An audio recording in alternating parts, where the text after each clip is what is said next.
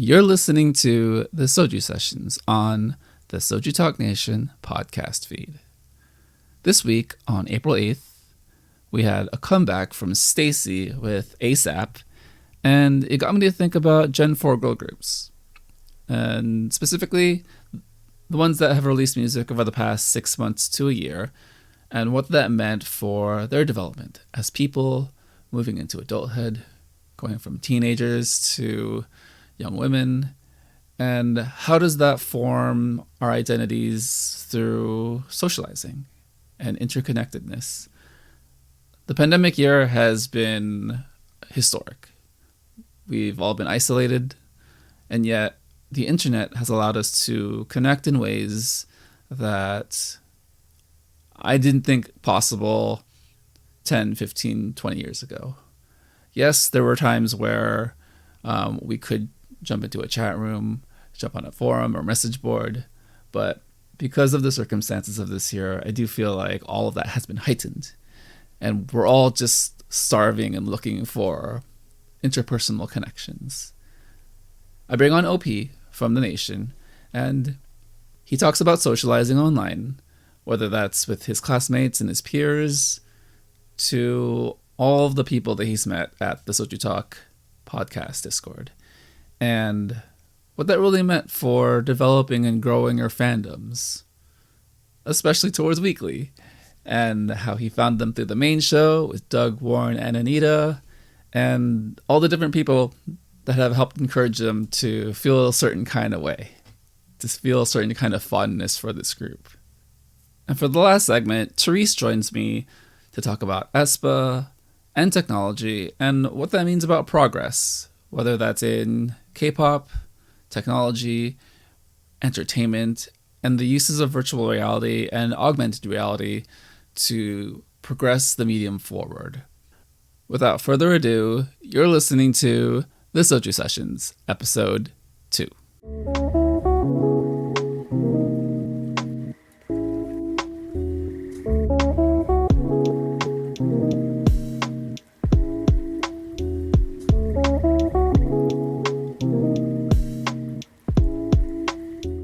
Joining me today on the Soju Sessions is a member of The Nation, one of the more creative people we have hanging out, and the man responsible for all of the thumbnails, the thumbnail and art director of the Soju Talk Nation podcast is OP.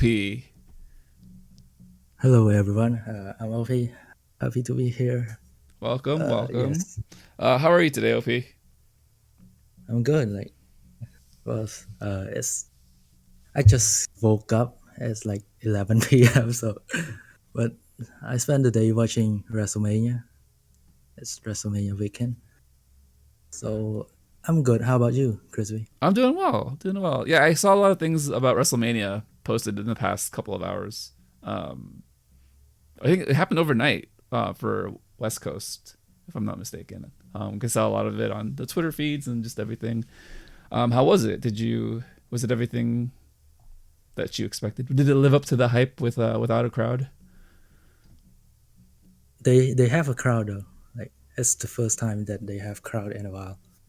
But I don't have any expectation because I haven't watched wrestling like in 6 months. So I just like, oh, it's WrestleMania, so let's open it up and see how things going. But there's a lot of new faces. I don't know any of them. Like it's a great show. WrestleMania still have another night tomorrow, so we'll see how it's go. Nice. Yeah, I remember last year the big talking point was that WrestleMania was too long. I think it was like 8 hours total or something like that. Like, I'm not even exaggerating. I think between the pre-show and then the after show, it was like almost an entire workday of just watching something on TV. I was like, what the fuck? How can fans sit through all of that? Yeah. But now they split it to 2 nights, so yeah, no, that seems like a better idea. Also, considering everyone's home anyways, pandemic is still happening. I don't think we're all going anywhere, so we do have the time to do it. Yeah, so I wanted to bring you on the show today, OP, just to talk about things in life. I know that you're still in school, and Yes. I wanted to ask you just how you're managing socializing, meeting friends. And I know you're in a lot of extracurricular activities with your in school with classmates. How does that work as far as like being virtual with everyone and not being able to see people regularly at school? So I'm not close with any of my classmates because I just joined this particular class this year. So like I'm just like hanging out with the friend I know at school, like online, just playing game, trying to socialize. Because the past month without game, I don't know what should I do. Like should I text them? What should we talk about? So that's that, and I'm also a class president of my class. So that's like and kind of like an excuse to talk to my classmate. Like, oh, you have to do this work. You have to do this work, and leading the class to study because like in online class the classmate most of the students just sleep in class like sometimes I do that too so Yeah, no, and good. no you go. No, I just from everything I've seen over the past year and a half with students doing virtual classes with teachers, I feel like it's fairly universal wherever you are, United States, Cambodia, Asia, Europe. Online classes are not it. Online classes Yeah. are a challenge for everyone, students and teachers alike.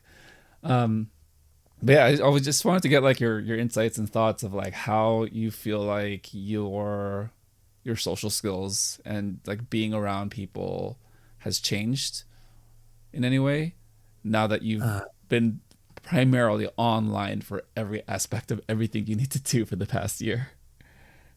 it's changed a lot because with my real life friend I don't usually text them at all. My if you open my messenger like, there's like my latest message is like from 1 week ago, so I usually go talk with them outside, which it's impossible right now. So it's kind of a struggle to socialize with my friends. So, but I'm trying to like how to talk to them online because in terms of social medias, I still like comment on their posts or something like that. Just trying to get like the friendship going. I don't want to like be like an outcast. Just don't talk to everyone. But it's hard. It's hard during this time. Like, but I have the Discord friend though. they they have been a good supporting to my social life. Like you guys, like, we talk every day.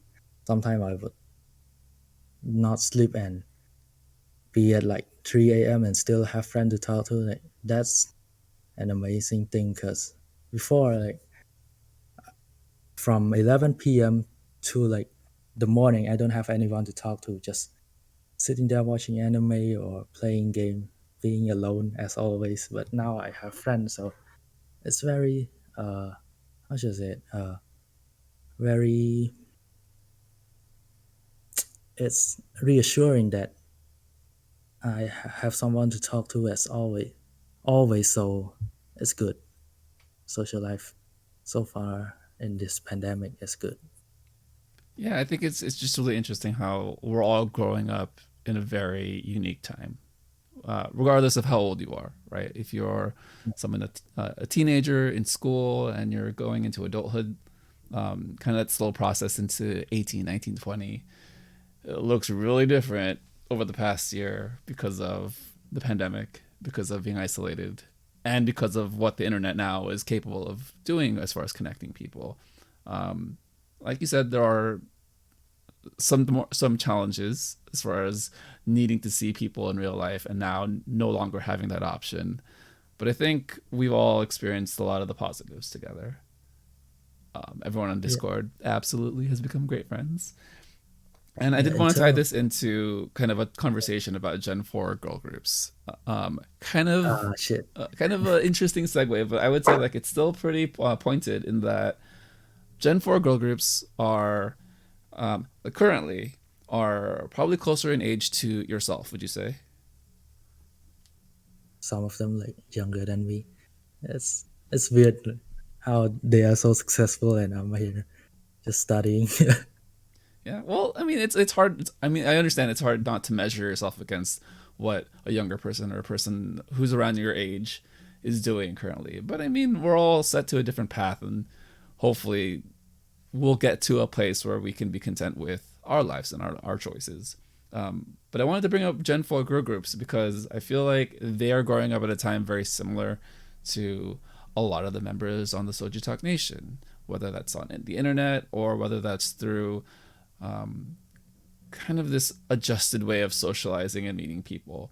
Because yes, we see idols and we see them with their members, and things in Korea look relatively the same.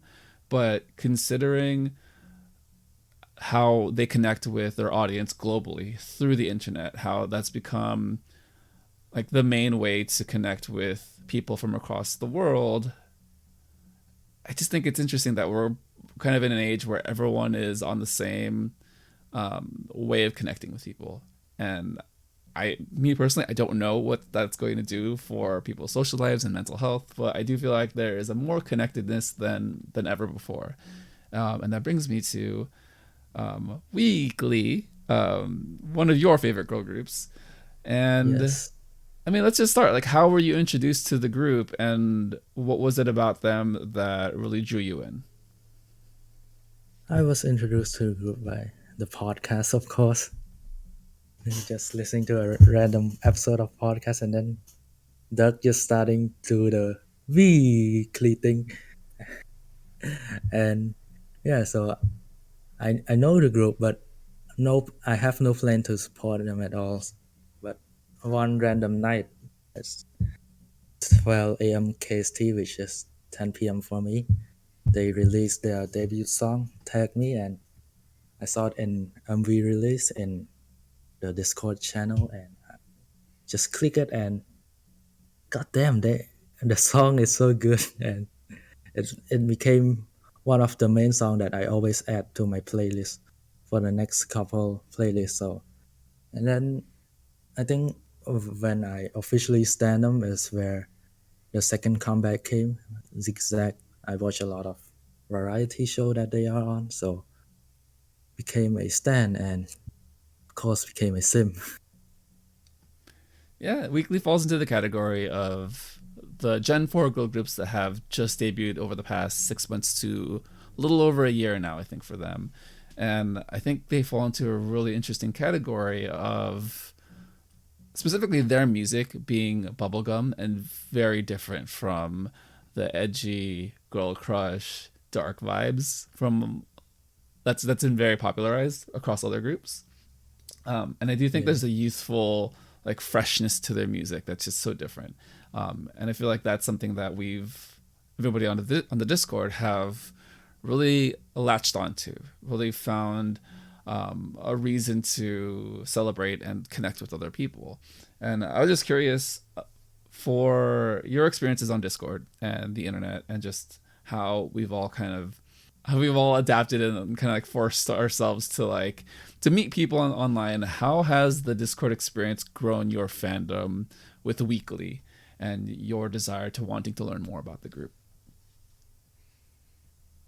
It started from a conversation with I don't know who, I don't remember, but it's like, it's just a normal reaction of the MV and it's go from there. Everyone started to stand them, and so I have people to talk with like Mina, Biff Miller, or Koro Sensei. They are all weekly stand, and we usually like talk about them whenever, especially when they post picture on Instagram. We just send it and tag each other. That's very, I think that's strange my fandom of weekly because like if you If you support something but you have no one to talk to, I think that's gonna fade over time. And yeah, one time that I remember the most about us socializing on Weekly is when Bagel, he used to be a Jihan stand and then suddenly changed to a Jian stand. That's really kind of, you backstabbing us, like me and Carl. It's it's nothing like we hate him because he changed bias, but it's gonna be a joke for daily on Discord. Yep.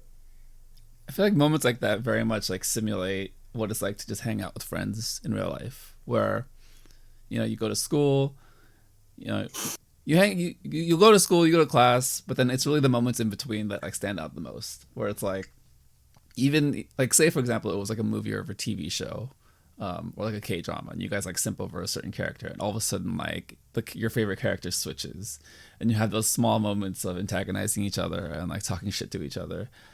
And I feel like just the Discord has been a really important and unique place to do that, and to kind of like take over that role that we no longer have, or like that is far lessened in real life. And what's kind of amazing about it still to me is like the fact that we're all connected across the globe. And Yeah, I don't know, I feel like this is kind of the positive power of the internet, where if you can create a space that is safe, that people are on, for the most part the same vibe, that you can kind of simulate real life in a way. yeah. Um, About that, I'm so amazed that I can connect with people around the world. Like, who would thought like in like 2 years ago I would have friends online in the U.S., Europe, South America? Like, it's kind of crazy to think about it, and also it's a mix of culture in Cambodia. If I have a friend like in your age, I'm gonna get talk about because like I talk to you freely a lot, but in Cambodia you cannot talk to people like 5 year older than you this freely, and it's kind of strange that I'm able to talk to you, Dell, or Biff, just like a friend. Not I don't have to like call you brother always. Like, I love that, and I think it's it's a very unique thing to experience. I sometimes often forget that across cultures there are different honorifics. There are different ways to Yeah, interact and respond and respect either your elder or someone who is a different life status than you. And with the internet, with the way that Western culture has the positives, at least, of Western culture permeating certain social structures, and the way that you speak with each other, we kind of have this understanding that no matter where you are in life, no matter your age, you bring a certain perspective. You bring a unique perspective. And to me, that's always been more valuable than sticking to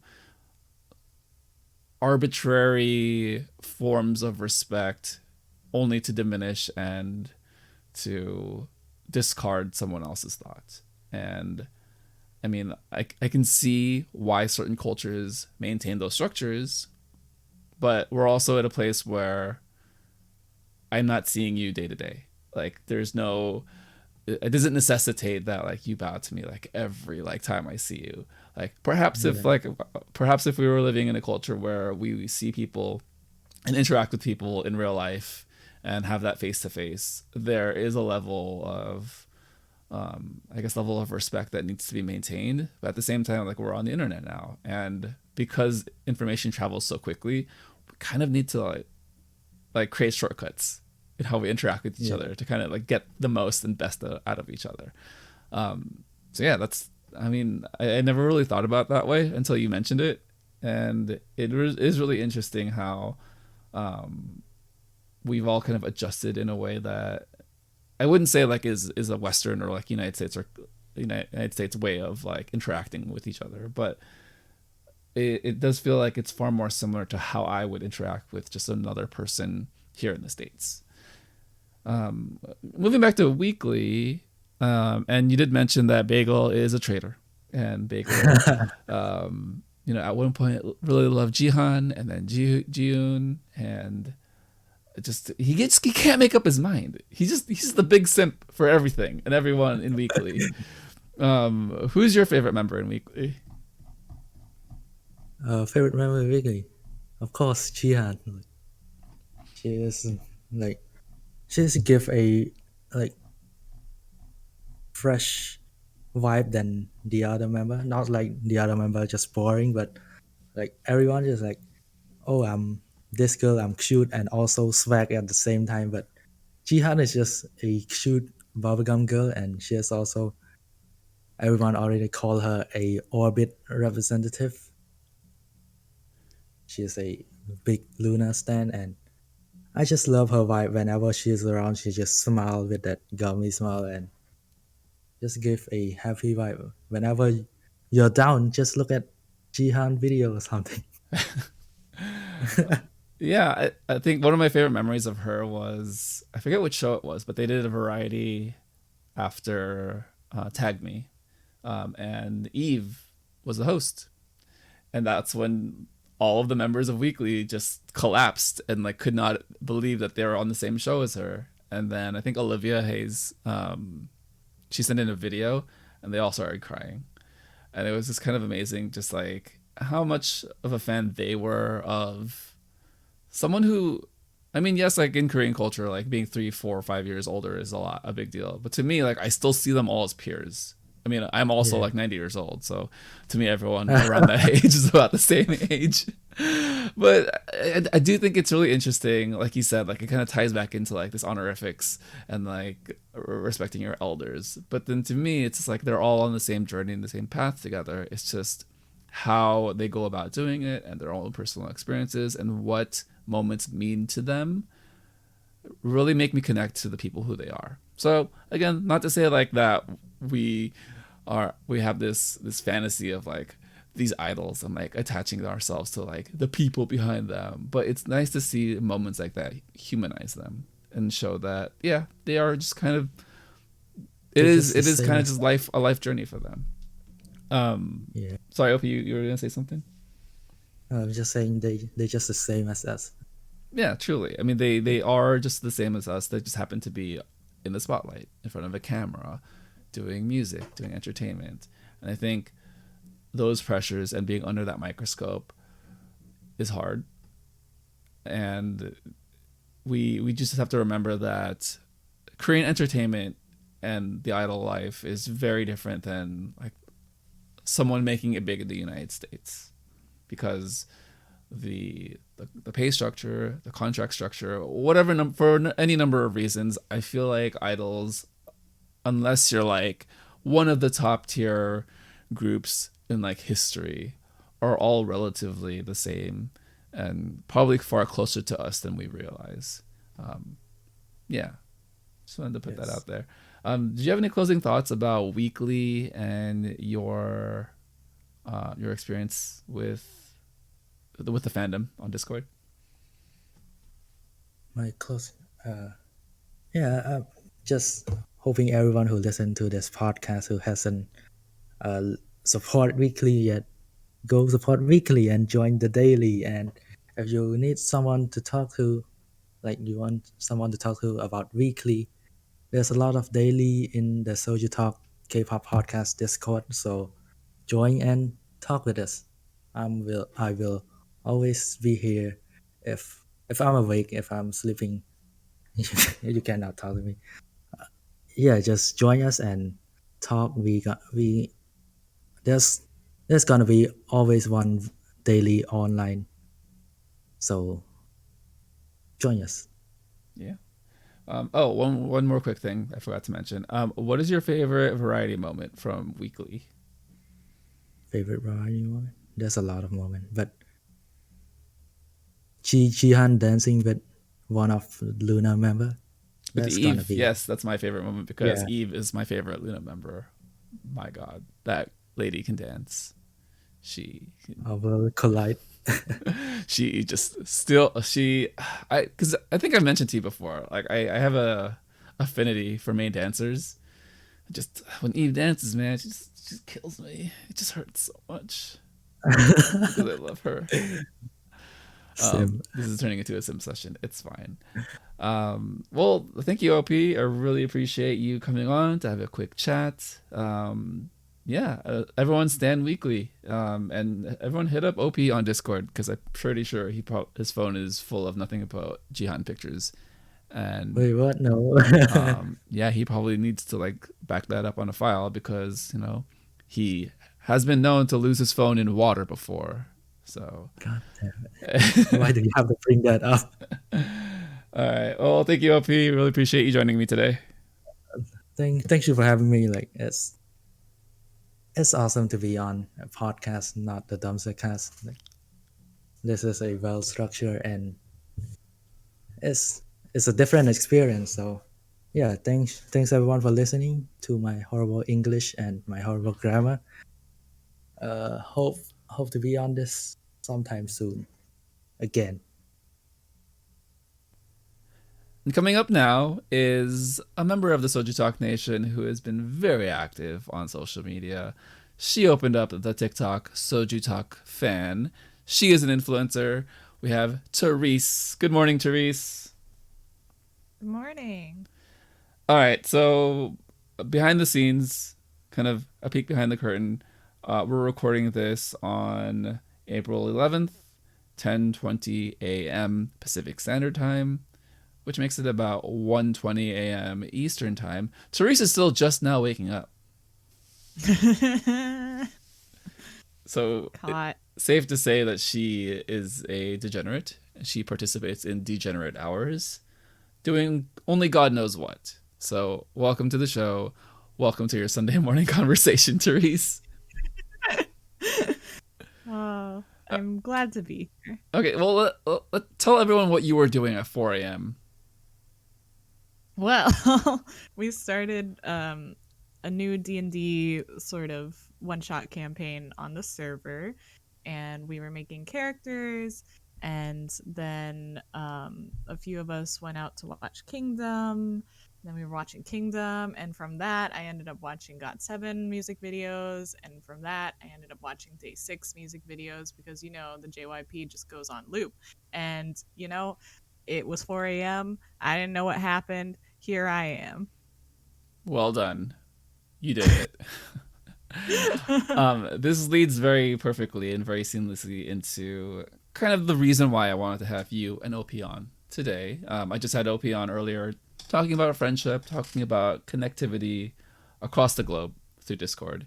Because over the past year, the pandemic, everything closing down, we've all had to make adjustments and adapt to fulfilling that social need we all have to connect with other people. So, Therese, I met you through the Discord on the Soju Talk K-pop podcast community, and it seems like you are having the time of your life. You're living your best life. What has it all meant to you that you've been able to keep some semblance of normalcy, connecting with people, and kind of growing your fandom in K-pop through Discord? With last night being a really nice example of just how amazing it all can be. I mean, I feel like it was this is going to happen whether there was quarantine or not because I'm sure everyone can relate to when they started listening to K-pop and they probably didn't know a lot of other people that listened to K-pop or didn't like certain groups that they liked. So this is just a really good community to get involved in where you can talk about things that most other people you would talk to in real life will just roll their eyes to, like freaking out that someone dyed their hair blonde or cut their hair really short. And it's just fun to share stupid little moments like that. But because of the pandemic, I think it really forced us to get even more into online socialization, since that was one of the only other ways that you could talk with people. So I've been really enjoying it. I think it's a good place to be, and I couldn't have picked better people to make quarantine friends with. That is a very sweet sentiment. You are not always this sweet. You are also a degenerate. So let's just make that very clear. Don't tell them. Well, here we are. So OP and I talked about Gen 4 girl groups and primarily focused on girl groups that have released in the past 6 months to about a year. The analogy or parallel that him and I were discussing was how we were all growing up on the internet, how these girl groups are younger, so their formative years are spent training and being in the spotlight. But now more than ever, because of the internet, because of the pandemic, everyone is on their computer, looking at a screen, for better or for worse. And we do want to highlight and celebrate kind of the four better parts of that connectivity and what that means for that transitional period in someone's life, whether they're younger and they're just learning about the world and they're connected with people from across the globe. That could be friends. In this case, with girl groups and Gen 4 girl groups, younger girl groups, it's with fans. How do you feel like your experiences kind of relearning and reconnecting with people online can be similar or are similar to what these girl groups have gone through over the past year? I mean, in a way, it makes them more relatable as idols, I think, just because they haven't had that big moment on stage with all of their fans. They are mostly communicating with us the way that we communicate with each other. So I think, especially with a lot of groups that I've started following on TikTok, like Stacey and Weeekly and the rest of them, I am really liking getting to know them through the same platforms that I would get to know my friends. Yeah, there's a really interesting relatability aspect to it, right? Where I do feel like idols, yes, like they are in the spotlight and yes, they're entertainers, but they are people. I said this to OP that it, like this moment in how we're all connected with each other helps us normalize the idol life and who they are as people, just so then we are kind of better for it. I don't want to dig too deep into like the negative and the darker realms of being an idol and what that means for kind of their safety and their mental health. But I do feel like, and I hope that people can kind of take away these experiences and realize that there is another person on the other side of this chat, this line, and hopefully it'll encourage us to treat each other better, treat strangers better. And in particular, someone like a group like AESPA, who their concept is this complete separation from reality with this virtual barrier that they set up with the concept. Therese, I know you had a lot to say about this when it was first announced. What are your thoughts now about AESPA and what they are trying to accomplish moving forward with this concept? Right. So my initial thoughts were I was really excited. I wanted to see what they would do because I'm a huge proponent for technology advancement. And I know a lot of people had problems with what you're talking about, the downsides of being an idol, essentially. But aside from that, if this was a reality, it would just bring us one step closer to the future. And I was hoping that they would do more AR with their performances and just sort of incorporate that virtual aspect the way that they presented it. But as we saw, it was just sort of a typical idol group that has these personas kind of in the background. They're not playing as big of a role as everyone thought they would, which is fine, but I'm a little disappointed. I wanted to see, AI idols interacting with fans more, which I guess they might be doing on Universe or something. I'm not really sure what's going on there. I think the initial concept was interesting. Like you said, it did allow for a new way to access idols Granted, there was that little bit of hesitancy to completely accept that from everything we've seen with science fiction movies like Blade Runner and Ready Player One specifically. The book has Yes. some of the, shall we say, more expanded ways you can interact with an artificial intelligence. And Right. I think for me, that's what I thought of first, with kind of the bounds that people will go to satisfy like that kind of interpersonal connection with someone. But then when you talked about it, you saw it more as an opportunity to grow technology, and that yes, is going to be growing pains, but I think it's still worth it as long as the girls themselves are protected, and the girls themselves are coached through the understanding of what their likenesses will be depicted and what they will represent. And I think with SM, I don't know if they backtracked, because I honestly don't know why they kind of slowed down and shifted the way they did.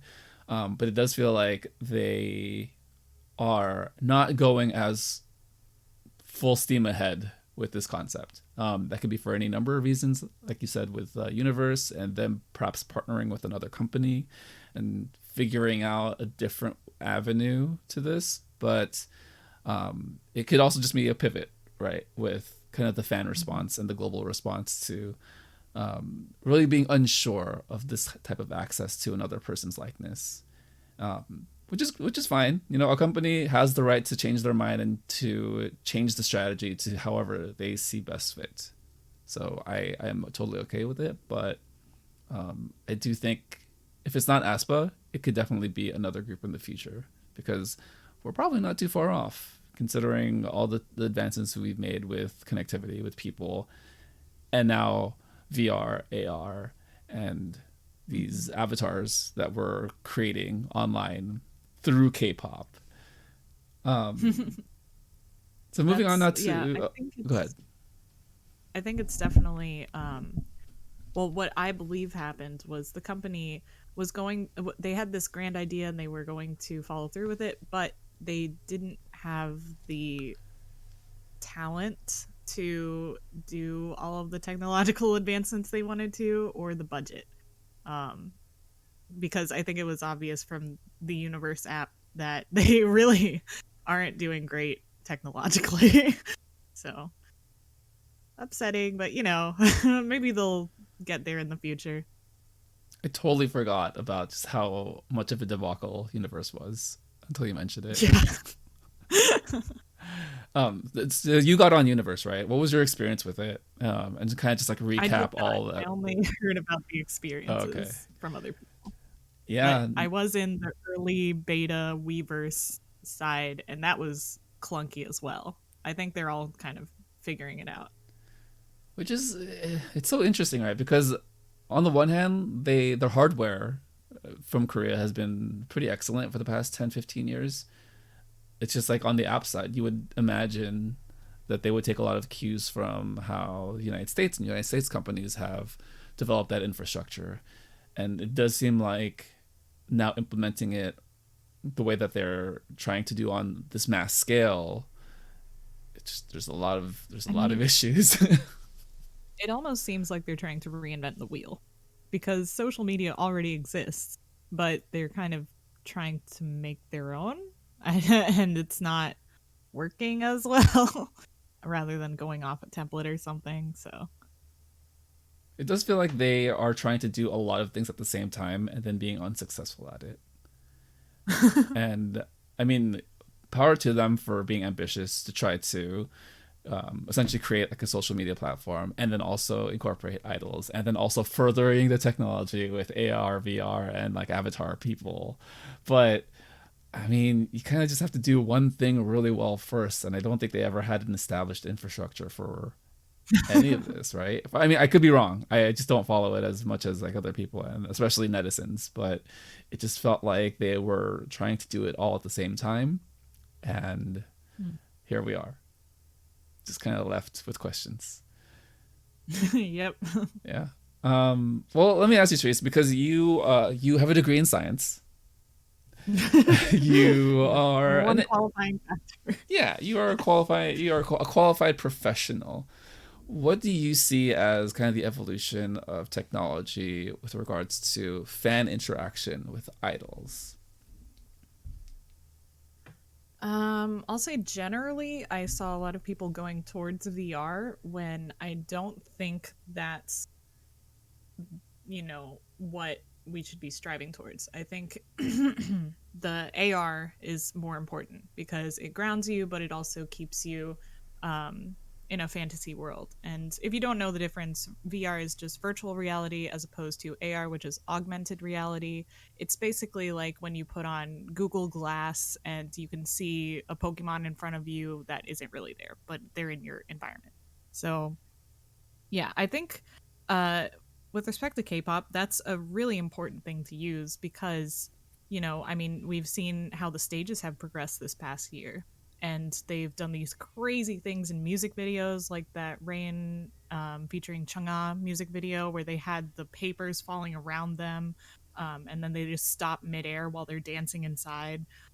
Stuff like that just it brings all of your dreams to life.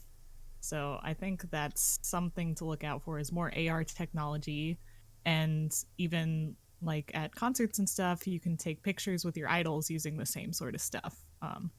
I think it's like a lot of people get scared because they're like, oh no, people are going to get too like they're going to try and pursue their AR idol or whatever. And yeah, people might try to do that, but it's not enabling per se. It's just it's not for those people. It's for, pretty normal fans that just want to be a little bit closer to their idol like anyone else. I think that's the extreme, right? The extreme result of it, where you can now create an AR, like you have the ability to generate an AR idol, your favorite idol, through whatever device you have, whether that's Google Glass or just any other headset piece. And then it becomes kind of extreme situation. Imagine it however you want. But I also feel like AR itself is just very valuable in, like you said, with the Chungha music video, being able to generate environments and scenery and things that you would never be able to do, and make that specifically tailored to the person experiencing it. And I just, it didn't dawn on me until like you mentioned that I think there has been a very strong focus on virtual reality because everyone wants to be connected in their own personal space. And then especially because of the pandemic, everyone's locked down and enclosed and isolated. But now that you mention AR and what happens when the world opens up again, how do we recreate or how do we enhance kind of our own environments and experiences in a way that is not only new and unique and exciting, but also now cost effective because everyone is looking for that next type of experience. What do you think is the reason why there has been such a focus on virtual reality instead of AR? And do you feel like there's going to be a shift into AR in the next couple of years? I guess people just got really excited about VR because it's still relatively new and they're still riding that train of, oh, this is so cool. You can be wherever you want to be. You can do whatever you want to do. And you can, but it definitely creates a wall like VR chat. One of my friends uses that pretty frequently. And he says, it's really great. It's so much fun, but there's always this like facade that you can tell is there. And I definitely think, I mean, I thought this for the past 2 years, but not much has happened since, well, we haven't seen a lot of different uses of AR since then. And I think in the next 5 years, it'll definitely go more towards AR to break down that facade and sort of blend reality with fantasy, at least in entertainment. What would your ideal application of AR be? Definitely a live concert. Being able to see the effects that they put in concert videos. You know, the ones where they show like all the fans around in Zoom calls around the artists, or they put lights in different formations. Like, I know for the New Year's concert big hit through this past year, they had drones creating that effect that you would expect from an AR. And I think it'd be really cool if everyone just got these little 3D goggles when they walked into the concert, and then they could see all this crazy stuff around them. Or they could just take them off and enjoy the stripped back performance. So that'd be really cool. Gosh, the way you talk about it is just really exciting. Like I didn't think this conversation was going to go in this direction. Um, Again, like more behind the curtain. It was it was supposed to be just a free flowing conversation, and now we're talking about technology and like the leaps and bounds that we are anticipated to take. And once the world starts opening up again, I feel like there is a lot of potential for using this technology, using AR in such a unique and tailored way to make And the it's possible, experience. Go ahead. yeah, people might already have developed stuff like this and they're just waiting to implement it. We don't know. Yeah, We're not going to find out until we're able to go to concerts. yeah. Gosh, it's just very exciting, and I'm just yeah. Just words are hard. I don't have any other way to put it. You put it so nicely. Um, Thank you. yeah. So I guess like moving into our closing thoughts for our conversation. What are you looking forward to in any fandom, whether that's AESPA, whether that's I think you're an army. I think you like BTS. What are you looking forward to with any of your favorite groups as far as utilizing this technology? And have there been any clues or hints to tell you that they are moving in a certain direction or a new direction with regards to technology? Um, I know that BTS is having a concert, quote unquote, coming up. It's really just going to be a like showing their old concerts on YouTube live, which is really fun. I wonder if they're going to edit those in any way now that I'm thinking about it, or if they're just going to straight up stream the concert. But otherwise, things have been tough for me because I'm finally entering that time where a lot of my groups, and since I'm a boy group stan, a lot of the members are going into the military. And with regards to technology, there are ways to incorporate members that aren't in the group currently. Like we saw with the Even of Day music video, the Day 6 unit, they made a music video that was animated, which was able to include the members that were out for mental health. And I think stuff like that, it was a very simple way to express that they weren't a full group, but keeping everyone involved.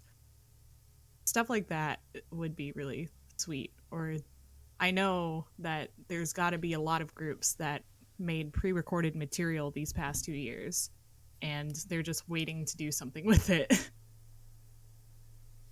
Yeah, and I do think it could definitely go into that direction. I mean, with animation, there is still that separation of reality that this is an animated product. But with AR and VR, I do think I'm not concerned, but like the one question I would have is the uncanny valley of it all, which is seeing a depiction of someone that's supposed to be a representation of their real life self, but then you still know that it's it's virtually generated. And I feel like that might be the pushback initially, but then once like you said, like people start relating it and making the parallel that it's an animated performance, I feel like people can be more receptive to it. And yeah, it's There's good. there was also kind of a glimpse into the freaky uncanny valley technology when BTS performed something and Suga was out for his shoulder because he just got it. He had surgery, but they did like a 3D scan of his body, and then they were able to reproduce it on stage and have him in the concert with AR. And it was definitely not real, but it was real enough that you were like, whoa, what is going on here? Which, I mean, he approved of it. It was fine. Not infringing upon his rights at all. But stuff like that really, it makes you scared and excited. Yeah, I would have to agree. I think in that moment, I felt like it was a gesture to have him just be on stage. But I also do feel like Right. there could be uses for it that are more questionable. But again, that's what's kind of exciting about the technology. We don't know, and Yeah. I'm open to it. And I think that's like the best we can all be with what is to come, because we don't know, and it's fine to be cautious. But I'm also not the person to want to hinder progress. So let's Right. yeah. So I'm open to anything. Well, thank you, Therese, for coming on the show this morning. Do you have any closing words for everyone, just on how you're doing and life? Listen to the Day 6 album. It comes out either tonight or tomorrow morning, which is Sunday night or Monday morning. What is time? You're awake at like 1 in the afternoon, and you still are like half asleep, so it's fine. Yeah. Nice. All right. Artist. Well, you're doing great. You tried your hardest, and you're here, and you had a lot more insightful things to say than you probably anticipated. So, congratulations. Thanks. All right. Well, thank you for listening to the Soju Sessions, episode 2. Subscribe on YouTube, follow on Spotify or your preferred podcast platform, and continue the conversation on the Soju Talk K-pop podcast Discord. This has been the Soju Talk Nation. For OP and Therese, this is Crispy. Bye.